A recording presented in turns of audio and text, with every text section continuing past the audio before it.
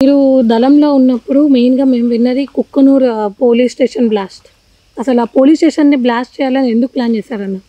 Peoples war party చాలా స్టేషన్ల మీద దాడులు చేసింది, రైడ్లు చేసింది. మీ దళంలో జరిగిందా అదే అదేనా? మీ మేము అంటే ఇప్పుడు ఆ రోజు నేను కూడా దాంట్లో వన్ ఆఫ్ ది మెంబర్గా ఉండే ఆ రోజులలో. అయితే మాకు ఆయుధాలు కావాలంటే స్టేషన్ల మీద రైడ్ చేసేది అనమాట. అప్పుడు పీపుల్స్ వార్ పార్టీ చాలా చోట్ల రైడ్లు చేసింది, తుపాకులు ఎత్తుకొచ్చుకునేది. అంటే వాళ్ళ స్టేషన్ల మీద పడి కొట్టి మనం పట్టుకొచ్చుకునేవాళ్ళం.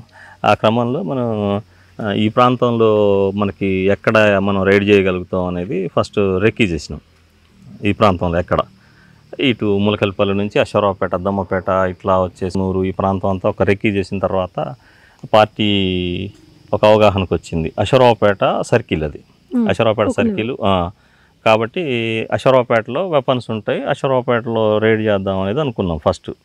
అనుకున్న తర్వాత ఓకే, దాని సాధ్యాసాధ్యాలని మళ్ళొకసారి సమావేశం పెట్టుకొని ఎంత దూరం వస్తుంది, మనం ఎట్లా ఎస్కేప్ అవుతాం, ఒకవేళ రైడ్ అయిన తర్వాత మనం ఎస్కేప్ కాగలుగుతామా లేదా, విత్ ఇన్ 1 అవర్లోనో 2 అవర్లోనో మనం ఎక్కడికొక్కడికి వెనకకి రావాలి, రిట్రీట్ కావాల్సిందే.